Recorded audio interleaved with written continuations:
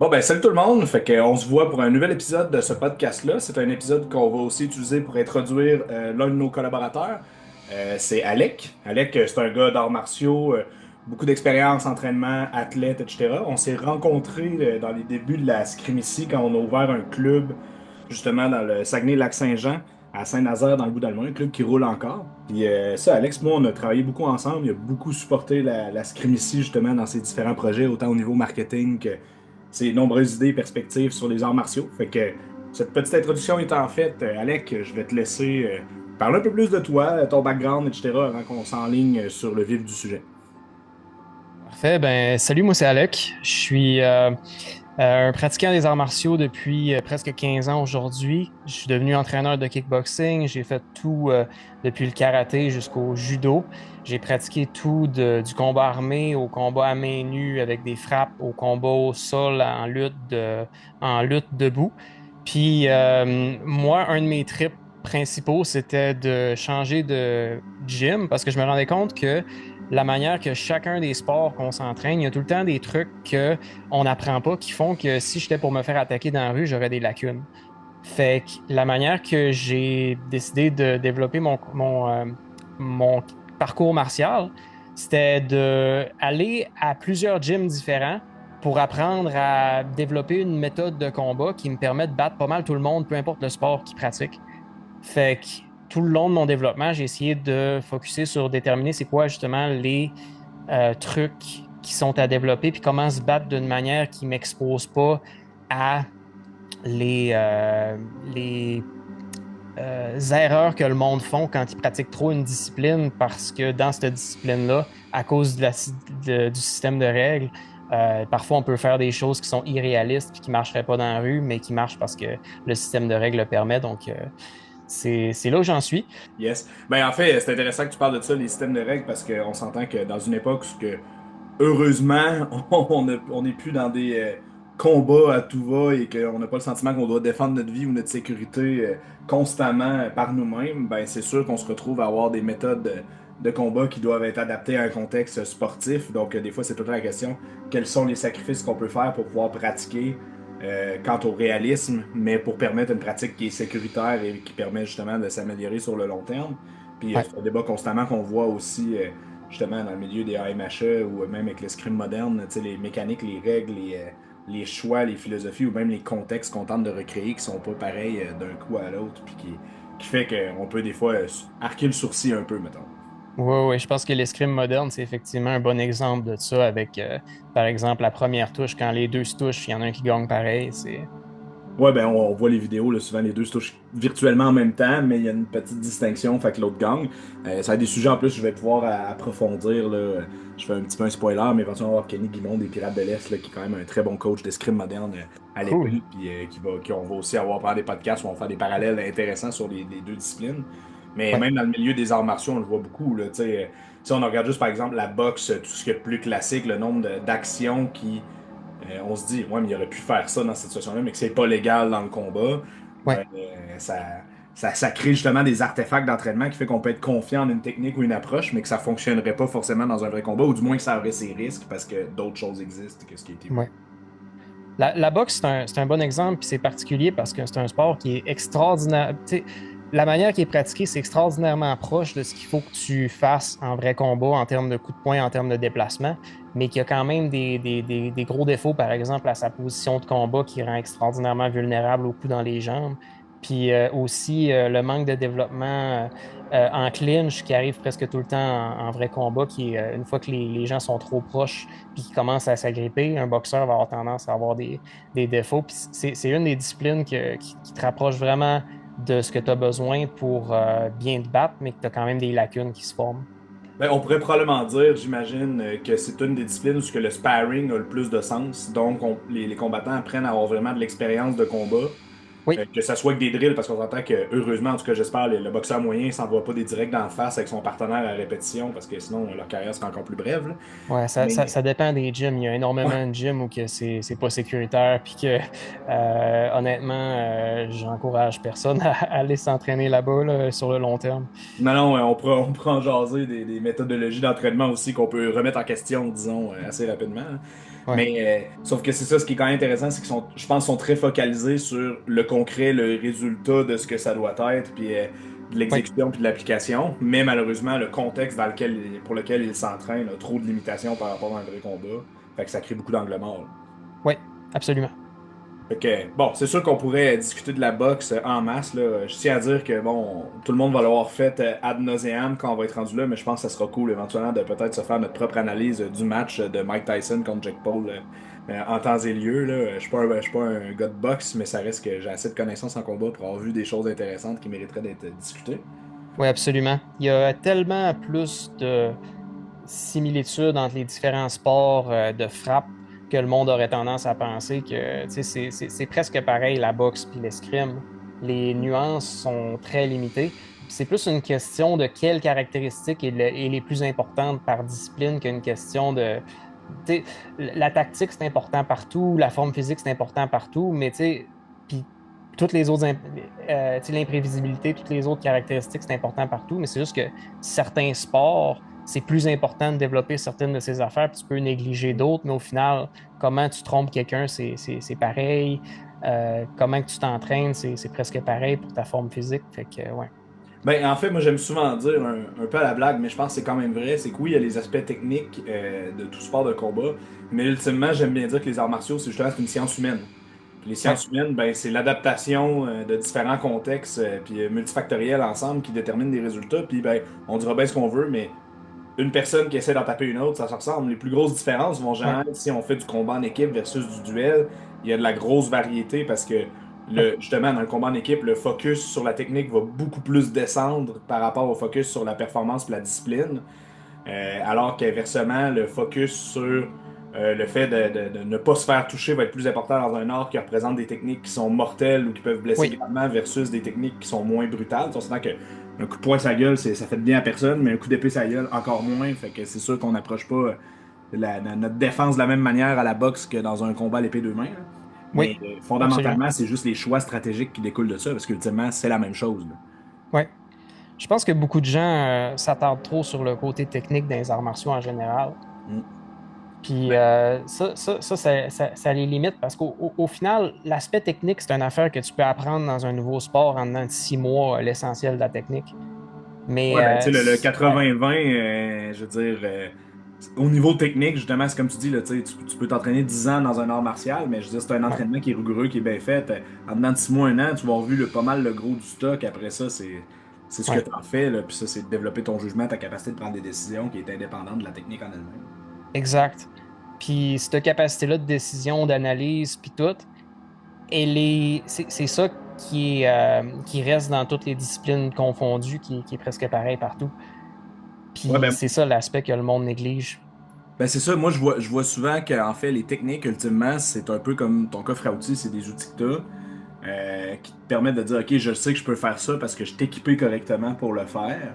Mais si tu sais pas que tu peux le faire, même si tu es compétent techniquement, ou inversement, si tu prends la mauvaise décision, ça marchera pas. Puis tu sais, je fais un parallèle douteux, le nombre de personnes que j'ai vu faire, mettons, des travaux de construction, des rénovations, puis que ces gens-là veulent justement pas se casser la tête à faire leur préparation, installer toutes leurs affaires, ben ils se retrouvent à travailler beaucoup plus longtemps parce qu'ils ont voulu sauver du temps à sa préparation, par exemple. Ouais, ouais, Fait que, tu sais, la différence entre un professionnel et un amateur, souvent, ça va être de dire, ben, moi, je le sais que ça, c'est une mauvaise décision, donc je la prendrai pas. C'est pas, je peux pull off une mauvaise décision puis m'en sortir pareil.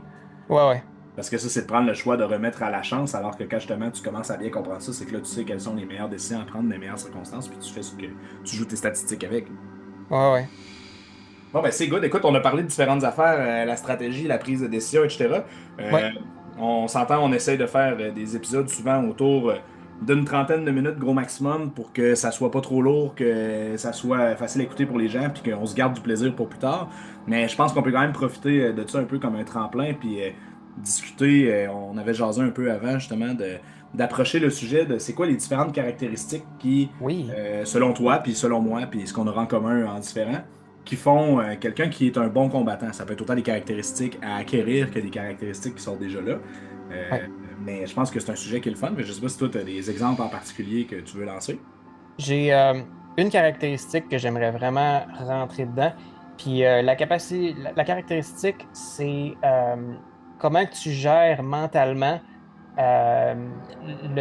pour la quantité de trucs que tu peux penser en même temps, puis comment que tu gères ton entraînement de manière à optimiser la quantité d'énergie mentale que ça te prend pour faire différentes actions, pour être capable de pouvoir faire plus d'actions euh, par niveau d'énergie mentale que ça te prend. C'est un petit peu fuzzy la manière que je l'explique, mais tu sais, en scrim ici, tu parles beaucoup d'effondrement. Oui. Puis l'effondrement, de la manière que je l'intellectualise, c'est que, tu sais, euh, nous autres, on est comme des ordinateurs, puis, tu sais, on a une quantité limitée de trucs qu'on est capable de penser en même temps sans surcharger notre néocortex, nos calculs cérébraux. Puis, ce qui arrive, c'est que si la situation est trop compliquée, puis que toi, tu maîtrises pas assez tes techniques, puis ton système est trop compliqué, tu te rapproches de plus en plus d'un niveau où que tu seras pas capable de tout gérer en même temps, puis tu vas finir par faire plein d'erreurs. Fait que je pense que une des affaires que le monde néglige beaucoup, c'est que ils pensent pas au fait de quand ils vont se battre en combat, ils vont avoir une quantité limitée d'attention qu'ils peuvent mettre sur différentes affaires sur lesquelles ils ont besoin de focuser. Donc, c'est essentiel de développer des systèmes de combat qui te permettent de bloquer sans que ça te demande trop d'énergie mentale, de attaquer, feinter, faire tes techniques sans que ça te demande trop d'énergie mentale, pour que tu aies de l'énergie mentale de libre pour faire l'analyse puis l'ajustement sur le moment à ce que l'adversaire y fait. C'est intéressant Puis, parce ouais, que j'aime souvent dire justement que dans un combat, c'est un peu comme un build-up. Puis par exemple, quand j'attaque, puis justement, on parle d'effondrement, là, sans aller dans les ouais, détails, l'effondrement, on dit généralement en scrim-ci, parce qu'Alec y a fait référence, c'est le moment où, en fait, on est tellement submergé de stimuli par l'adversaire qu'essentiellement, on surrépond un peu à tout. Là. Tu sais, si vous avez déjà vécu des combats à l'épée, par exemple, puis que votre adversaire bouge à peine son épée, puis que là, vous vous mettez à bouger votre épée dans tous les sens en ayant peur de faire frapper alors qu'il se passe rien, puis là, vous êtes tout le temps un moment que vous dites ah, c'est que je suis con d'avoir mordu à ça. Ben, c'est un peu ça de l'effondrement, là, dans une vision un peu plus douce. Mais c'est ça. Ce que tu soulèves, je trouve ça intéressant parce que moi, je disais souvent qu'en combat, en quelque sorte, là, après ça, il y a des priorités à faire, à décider, comme tu as dit. Mais je vois ouais. souvent ça comme étant essentiellement, c'est quoi le total de pression que tu peux opposer à ton adversaire pour augmenter les risques qu'il y ait un angle mort ou un échec par rapport à ça, ce qui augmente donc ton contrôle sur ce dernier.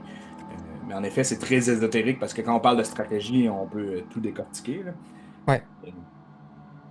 Mais oui, tu sais, moi, par exemple, en combat, j'ai découvert que justement, quand j'essayais trop de penser à mes plans, même si je suis un vendu de dire faut que tu fasses une stratégie, que tu observes des choses chez ton adversaire, que tu exploites, t'amplifies des erreurs, puis que tu capitalises dessus, j'avais souvent tendance, en fait, à pas réussir à le faire parce que je pensais à trop de choses. Alors Ouais. qu'aujourd'hui, quand je me bats, je me mets beaucoup dans un mindset que, OK, première chose que je check, ma distance. Puis là, je me dis, OK, je Ouais. suis à distance de me faire fesser dessus. Tu Non, vois-tu, ce que tu es en train de décrire là, c'est exactement ce que je disais. Tu t'es fait des un systèmes de schéma. pensée simplifiés de manière à ce que ça te demande pas trop d'énergie mentale. Ben c'est ça, parce qu'en fait, c'est que si je Ouais. me dis, je suis à distance de me faire frapper dessus, non, je suis en sécurité, j'ai pas besoin de penser au reste. Fait que je peux me concentrer à faire quoi? Je suis en sécurité, j'observe l'adversaire, comment il se déplace, c'est différentes choses. Après, je dis, OK, je suis à distance. Est-ce que ma garde est à la bonne hauteur ou je m'expose? Est-ce que je mets de la pression dessus ou je le laisse complètement manger le terrain puis me mettre de la pression sur moi? Puis à Ouais. partir de là, je me dis, OK, à cette distance-là, il peut juste me frapper ici. Fait que je me protège là, puis tout le reste de mon focus, c'est sur remettre après ou d'attaquer s'il fait la gaffe de rester là. Fait que tu sais, je simplifie énormément par un peu des formules mathématiques. S'il se passe ça, je fais ça. S'il se passe ça, je fais ça. Puis que ça soit Ouais. le plus simple possible, parce qu'avec mon expérience, je le sais que le reste est intégré. Fait que j'ai pas besoin de travailler Ouais. là-dessus, d'y penser tant que je suis pas rendu là. Exact. Puis plus tu intègres des trucs, moins tu as besoin d'y penser. Donc, plus tu peux faire des actions simultanément, puis penser à des affaires hautes simultanément sans te rapprocher trop de l'effondrement ou de surcharger ta capacité cognitive. Mm. Fait Non, que, c'est un très ouais, bon point. Je pense que c'est beaucoup lié à, justement, comme tu dis, le système qu'on apprend en combat. C'est-à-dire, le système, c'est parce que n'importe quel système peut t'apprendre ça, à condition, en fait, que tu aies une structure, justement, en fait, une systémisation dans ta tête de ta méthode, puis tout ça. Puis généralement, c'est les instructeurs, tes profs, tes coachs qui peuvent t'aider à te rendre là si tu le fais pas par toi-même, là. Ouais. Fait Mais que- tu sais, une autre affaire, c'est que c'est tellement important de se développer des systèmes parce que quand tu te développes des systèmes, après ça, tu es capable de te faire de l'auto-feedback. Parce que, tu sais, on n'a pas toute la chance d'avoir un instructeur un à un puis avoir des cours privés où que l'instructeur va tout te dire les erreurs que tu fais puis te dire quoi régler. Tu sais, la plupart du temps, là, l'instructeur, il est avec d'autres mondes, ben, il fait d'autres choses, puis, tu sais, tu vas faire plein d'erreurs, mais il n'y a personne qui va te le dire. Puis si tu veux les régler, ces erreurs-là, il faut que tu les remarques, puis il faut que tu aies un système suffisamment bien établi dans ta tête pour que tu connaisses les paramètres que tu peux jouer puis modifier, puis les erreurs que tu fais. Par exemple, tu sais, mettons que tu as un système de blocs qui est basé sur différentes trajectoires. Mettons que tu as des blocs qui couvrent 6 différentes trajectoires. Tu peux identifier que la trajectoire numéro 3 tu bloques mal. Fait que là, tu peux te dire pourquoi, quelle technique que je bloque mal dans cette trajectoire-là. Qu'est-ce qu'il faut que je fasse pour ajuster mon système pour qu'il marche, tu sais, mais si tu fais juste y aller au feeling, puis que tu y vas émotionnellement, puis tu viens de finir ton sparring, tu es comme, ah, je me suis trop fait frapper, il faut que je me fasse moins frapper la prochaine fois. C'est tellement vague comme, euh, comme objectif que tu vas rien régler finalement. Ouais, parce qu'en fait, c'est que là, tu mélanges tous les différents éléments et les différents concepts qui se sont passés dans le duel en une espèce de bouillie vraiment complexe. Puis j'ai toujours aimé l'expression voulant que la complexité, c'est l'ennemi de l'exécution. Fait que c'est sûr et certain que tu trouveras pas de solution à ça. Ouais, Non, ouais, j'aime ça. En effet, tu vois, tu sais, c'est de quoi que je pense que naturellement j'ai structuré dans les cours, dans les modules et tout ça, mais que j'ai pas nécessairement transmis de façon aussi précise à mes élèves, mais ça me fait réfléchir. Puis j'ai pris ça en note parce que je pense en effet que c'est de quoi dont que je pourrais encore mieux structurer pour que les gens se fassent des idées, parce que tu as raison, tu sais, si tu te fais un système pour chaque élément, ben pour chaque élément, en tout cas pour les éléments où ce que c'est pertinent, mais à un moment donné, quand il y a de quoi qui plante, t'es capable de dire, OK, ça a planté dans quelle catégorie de ma ouais, gestion du combat? OK, ça a planté là. Puis là, t'es capable de dire, OK, quand j'étais dans cette partie-là de mon combat, c'était quoi qui s'est passé? Parce que là, t'es capable de dire, OK, je me suis fait toucher par des attaques qui n'auraient pas dû se rendre. Bon, OK, fait que c'est ma gestion de la distance que j'ai dû échapper, pas ma parade, le problème, tu sais. ouais, ouais, Fait que c'est ouais. très intéressant. Tu sais, ce que j'aime bien avec Alex, là, avec tes cours, puis avec la scrimicie en général, c'est que tellement une grosse quantité de vos cours est concentrée sur l'aspect qui va au-delà de la technique. Tu sais, honnêtement, là, dans tous les gyms que je suis allé, tous les arts martiaux, je suis jamais allé dans une école qui focus autant sur les principes de combat en général puis les principes de pensée que ton école. Tout le monde est tellement dogmatique puis concentré sur la technique, l'exécution parfaite de la technique, l'exécution parfaitement concordant avec le moule déjà établi. Tu sais, ton école, c'est à peu près pas ça. Le temps montre de la technique, mais Ouais, la c'est réalité, c'est que c'est ça, presque c'est que tout. tous les cours, on en montre parce qu'on n'a pas le choix de donner des exemples. Mais en Ouais, fait, ce qu'on veut vraiment, c'est que les gens comprennent ce qui est derrière. ouais. Non, c'est vraiment une affaire que j'aime. Puis c'est fou à quel point ça m'a permis de développer mon kickboxing. Ouais, Moi, je trouve ça vraiment intéressant, justement, quand on est capable de voir les parallèles, de se dire, OK, j'ai compris ces concepts-là, fait que je regarde ça sous un angle différent. Puis ouais, là, je suis capable de me dire ça, parce que, tu sais, avant, quand, mettons, si je remonte à il y a juste 6 ans, que, tu sais, je commençais à être quand même plutôt bon en escrime, tu sais, loin du niveau que mon perfectionnisme exigeait de moi. Mais, tu sais, je ouais, commençais à bien me débrouiller, puis je me rappelle que si tu me faisais regarder un match de boxe à cette époque-là, ouais, je pouvais voir des trucs, mais grosso modo, c'était du charabia. Aujourd'hui, là, j'ai beaucoup ouais, plus systémisé justement des concepts d'analyse que je suis capable de me dire, OK, j'ai pas une expertise vraiment grande sur les différentes techniques, les différents coups de poing, et tout ça. Bon, j'ai fait du Muay Thai pendant près de 2 ans, fait que la réalité, c'est que j'ai quand même un peu de bagage, là. ouais, Mais tu sais, je suis pas très versé, là. Tu sais, je me considère un amateur intéressé au mieux. ouais, Mais, euh, mais c'est intéressant parce que justement, les dernières fois, j'ai checké des matchs de boxe. Là, ouais, j'étais capable de dire, OK, on est dans telle situation dans le combat, puis là, c'est tel genre de problème que subit l'adversaire. Puis il va falloir qu'il réponde à ça d'une manière ou d'une autre. Fait que, tu sais, j'analysais pas bien sûr le détail technique de ça, mais je pouvais voir les phases ou les concepts qui étaient mis à mal à ce moment-là, puis où se trouvaient les erreurs globales de la chose, puis je trouvais ça intéressant, justement.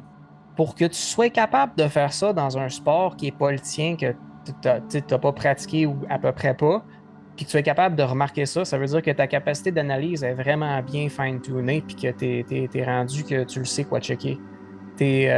C'est impressionnant ce que tu me dis là.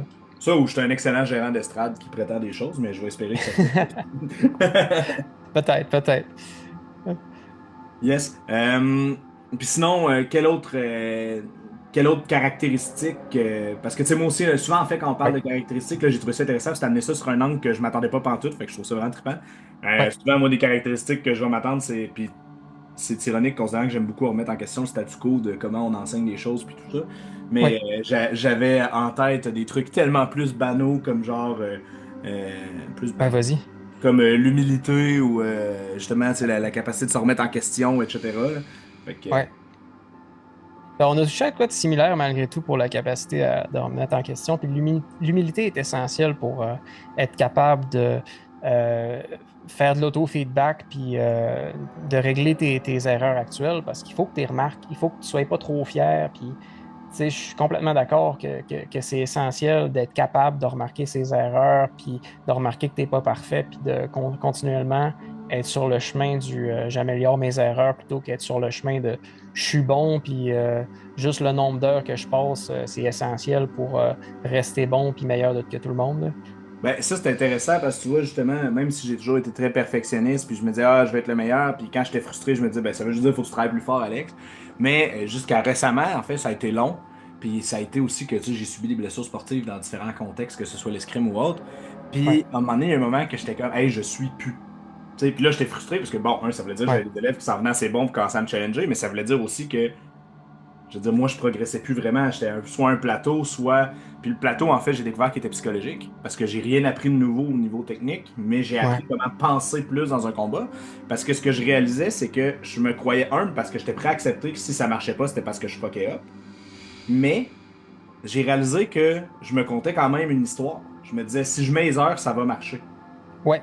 Puis c'est vrai. Ça, c'est une. Ben, C'est vrai, mais c'est oui, faux. mais. Ouais, Parce que faut que tu mettes les heures à la bonne place. ouais, Puis, mais moi, je me disais tellement. En fait, ce qui est dangereux, c'est pas de se dire faut que je mette les heures puis ça marche. Ça, c'est absolument correct. Si tu veux réussir de quoi, à un moment donné, il faut que tu travailles pour. ouais, Mais c'est pas vrai que de travailler fort, c'est travailler intelligemment. Puis moi, je ouais, travaillais très fort.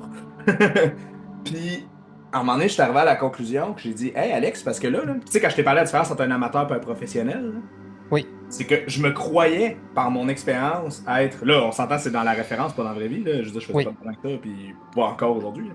Mais je me comportais, entre guillemets, si je garde mon analogie, amateur versus professionnel, je me comportais comme si j'étais un professionnel alors que j'agissais comme un amateur. J'explique. ouais, Je faisais. Tu sais, il y a eu un bout, là, la première année que j'ai starté à Scrim ici au retour des fêtes, pas des fêtes, il y a eu des fêtes, c'est une méchante fête, du COVID, que je me suis dit, bon, ça y est, on ouvre des campus, je vais rendre les AMH accessibles. Je me ouais, suis lancé à dire, bon, ben écoute, faut que je m'entraîne parce que faut que je sois à la hauteur du projet que je veux vendre. Fait qu'il fallait que je sois vraiment meilleur encore, tout ça. Fait que je me suis mis à faire du 18 à 25 heures d'entraînement full pin. Fait que là-dessus, t'avais au moins la moitié qui c'était du combat-combat, puis le reste, c'était des drills à pleine intensité, puis tout ça. Tu sais, j'ai passé, je pense, 4 paires de gants spèces en dedans de 3 mois, là, tellement que damn, je donnais des coups, j'en recevais. Là. ouais, Puis, ouais, puis, à un moment donné, je me dis, mais crème, avec les heures que je fais, je devrais m'en sortir. Fait que j'ai embarqué dans un duel en me disant, ben, je suis bon, ouais, fait que ça va marcher. ouais, Conséquemment, j'embarquais dans un duel, puis je faisais des actions de marde, puis je perdais. Puis je me disais, ouais, mais je devrais être assez bon pour m'en sortir. Alors qu'éventuellement, ce que j'ai compris, c'est non, si t'es assez bon, tu feras pas ces actions-là. Fait que tu vas gagner. ouais. Fait que ça, c'est. Puis ça prend de l'humilité encore plus pour réaliser ça, parce que dans le fond, je pensais être humble en me disant, je vais travailler fort, je vais redoubler d'efforts. Mais la réalité, c'est que mon humilité était pas à bonne place. Ouais, ouais. Ben, elle n'était pas à toutes les places qu'il aurait fallu qu'elle soit. Puis définitivement pas à la meilleure place pour ce moment-là. Ouais. Non, mais ça, c'est un gros piège qui rentre là, tellement là, le, j'en ai fait beaucoup plus d'années, ben, d'heures que cette personne-là, donc donc ta vigilance est basse, puis tu es trop fier pour donner le niveau de respect que cette personne-là mérite, puis tu sais, toi-même ne pas le sous-estimer, tu sais. Mm. Ouais, puis c'est insidieux parce que tu peux ne pas réaliser que c'est ça que tu fais. Ouais, Même consciemment, t'es pas en train de dire, oh, il est pas bon, je peux faire des conneries. T'es juste pas ouais, en train de réaliser que t'es pas aussi vigilant que tu devrais. Moi, tu sais, c'est drôle, à un moment donné, quelqu'un m'avait dit, parce que j'étais allé à une compétition, je m'étais défait une cheville il y a 2 ans, là, j'ai eu une très grosse chute dans un escalier, puis j'ai eu une sacrée entorse à la cheville. Oh Puis j'étais shit. inscrit à une compétition aux États-Unis qui était assez grosse quand même. Puis là, à une semaine de la compétition, mon physio m'autorisait à recommencer à faire du sparring. Ouais, Fait que tu sais, ça faisait genre 3 4 mois que je m'étais pas battu avant d'aller à cette ouais, compétition-là. Puis là, j'ai ouais, fait une soirée de sparring. Déjà, ma mobilité était pas géniale. Tu sais, c'était correct, c'était pas dangereux, mais tu sais, j'étais pas capable de courir partout, puis tout ça. ouais, Puis, je suis allé à la compétition, finalement, j'ai quand même vraiment très bien performé à tous les niveaux, puis tout ça. Puis, justement, ouais. quelqu'un avait dit, oh, on le sait, quand Alex est blessé, c'est là qu'il est meilleur. Mais ce que Ouais, j'ai réalisé ensuite, c'est que quand je suis blessé, je suis bon. Pourquoi? Parce que j'ai la chienne, parce que je sais que tout le monde a des avantages sur moi. Fait que je me ouais, mets à être beaucoup plus méthodique, faire beaucoup plus attention, puis beaucoup moins donc sous-estimer mes adversaires. ouais, Puis ça fait une sacrée différence, là. ouais. C'est vraiment fou le niveau de subconscient qui rentre en jeu dans ces sports-là. Mm. Oui, C'est puis vraiment. Ouais, je me considérais pas assez bon encore pour dire exactement comment activer toutes ces choses-là, mais tu sais, ouais, j'ai tellement travaillé là-dessus dans les 2 3 dernières années. Ça a été ma plus grosse progression, là, tu sais. Puis, mais je réalise aujourd'hui à quel point c'est important d'être capable de trouver des idées claires et des méthodologies claires, être capable de donner à ses élèves, quand tu leur enseignes, de dire là, il est en train de se passer ça, il faut que tu mettes la switch à on. Tu sais. ouais. Puis de trouver comment mettre cette switch-là à on, là, c'est rendu mon nouveau méta-intérêt dans le milieu de l'escrime, c'est comment aller chercher ce qui se passe dans la tête du combattant pour le faire passer au prochain niveau, là. Ouais. Puis, j'ai pas encore craqué ce code-là. Je pense que il y avait Laurent qui avait l'idée de tout le temps assumer qu'il était moins bon que l'autre, ou peut-être que je fais à brase, ou bien que je me trompe de Ouais. personne, mais Laurent moi, ça avait m'a souvent ce aidé, discours-là. ça m'a aidé quand même quand tu m'avais raconté ce discours-là qu'il t'avait fait. Ben oui, puis Laurent La et moi, on a mentalité. Ouais, souvent été en désaccord là-dessus parce que moi, j'étais comme, ben non, il faut que tu aies confiance en toi pour pas hésiter. Puis, non, non, tu sais, on ouais, entend tout le temps les gros artistes de plein d'affaires de dire, non, non, c'est toi le meilleur, tu rentres dans le ring, c'est toi le best, puis tout ça. Puis moi, j'ai ouais, essayé de me mettre dans ce mindset-là, là. Tu sais, dans ma tête, ça ouais, faisait du sens, puis les champions me disent, c'est que c'est vrai. Mais ouais. probablement qu'ils se le disent pas de même, en fait. On a juste la, la peinture par-dessus le tableau quand ils nous disent ça, puis on voit pas la structure en dessous, là. J'ai peut-être une manière de penser qui pourrait être pas pire par rapport à ça. Vas-y. Dans le fond, assume que c'est pas toi qui as le plus de canons nécessairement, mais rappelle-toi que tu sais t'en servir puis tu en as des canons. Fait que aie confiance en tes canons sans assumer que c'est toi qui as la supériorité numérique. C'est quand même une très bonne façon de le voir. Puis, tu sais, quand on y pense dans l'histoire militaire, combien de batailles ont pu être pliées par des forces inférieures en nombre, mais qui ont mieux su tirer profit de leurs outils. Donc, Ouais, c'est un très bon point. D'accord. On a justement une systémisation des concepts, on a ouais, l'humilité. Qu'est-ce qu'on ouais. pourrait dire d'autre à ce niveau-là? Tu parles au niveau mental. Ben, au niveau mental ou en général, là, des caractéristiques d'un bon combattant? Hum, la capacité d'analyse, je pense que c'est extraordinairement important. Puis la capacité d'être imprévisible pour ne pas permettre à l'autre de t'analyser. Parce que c'est ça qui va te permettre d'éviter de te faire frapper ou de te faire contre-attaquer ou de te faire euh, ouais, contrer tes attaques essentiellement. Puis c'est ça qui va te permettre de rentrer tes attaques sans qu'ils soient bloqués. C'est intéressant ce que tu dis là, puis sur le coup, je suis allé pour dire, hey, capacité d'analyse, c'est un sens commun, tout le monde le sait, mais imprévisibilité, mais la réalité, c'est qu'au même titre que l'humilité qui semble un sens commun, on a pu en parler en long et en large, puis on en aurait encore plus Ouais, long à dire, hein. Mais imprévisibilité, quand même, tu sais, ça m'interpelle, tu sais, comment que tu le définirais, de comment que ça peut se faire, parce que, tu sais, on veut pas non plus nécessairement qu'un combattant soit chaotique, parce que sinon, non, ben oui, ouais, ça peut être gênant pour son adversaire, mais ça va souvent. En tout cas, c'est sûr qu'en boxe, ça peut être moins fatal, mais dans mon cas, je me dis si je fais n'importe quoi, à un moment donné, je vais manger un coup d'épée, puis je vais me faire trancher un membre, puis ça va être la fin de ma carrière si je vais dans un ouais. contexte de combat réel, là. Tu peux prendre beaucoup moins de risques qu'un boxeur. Non, c'est sûr. Ouais. Mais as-tu une manière que tu le définirais, le niveau de l'imprévisibilité? Ou ça serait plus en fait une bonne capacité de masquer ses intentions? La capacité de masquer ses intentions est pas pire, mais j'aime aussi. Ben, il y a trois aspects que je rentrerai. La capacité de masquer tes intentions, c'en est une. Une autre, c'est la capacité à frapper vite de manière à ne pas donner trop de temps de réaction à l'adversaire. Puis aussi, la capacité à savoir surcharger son système d'anticipation. Puis ça se fait quand tu varies trois différents paramètres, à mon avis. Mettons que je veux faire une attaque, puis que je veux qu'elle rentre, je vais, je vais varier sur le rythme de frappe, les cibles, puis aussi le membre utilisé pour frapper ou l'attaque elle-même, la technique elle-même. Je te donne un exemple. Pour ce qui est du rythme, si je frappe à un rythme régulier, mettons 1, 2, 3, 4, 5, 6, l'adversaire, il n'est pas surchargé dans sa capacité de penser par OK, quand est-ce qu'il va me pogner? Il sait quand est-ce qu'il va frapper.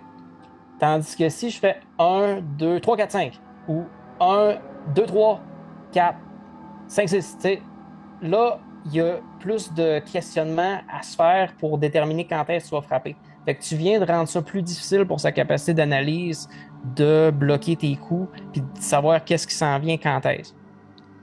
L'aspect, euh, quelle cible viser, si tu frappes tout le temps à la même place, il sait peut-être pas quel coup s'en vient puis quand est-ce qu'il s'en vient, mais c'est facile à défendre. Puis si tu varies, mettons que je frappe tout le temps avec le même bras gauche, avec la même technique, ben je peux frapper à différentes hauteurs, différentes cibles, à différents rythmes, mais ça va être plus facile à bloquer que si je fais une combinaison de différents coups de poing, de différents angles, différents types, avec différents membres, puis si je mélange ça avec des coups de pied en plus, ou si en escrime, je fais des coups qui viennent de plusieurs différentes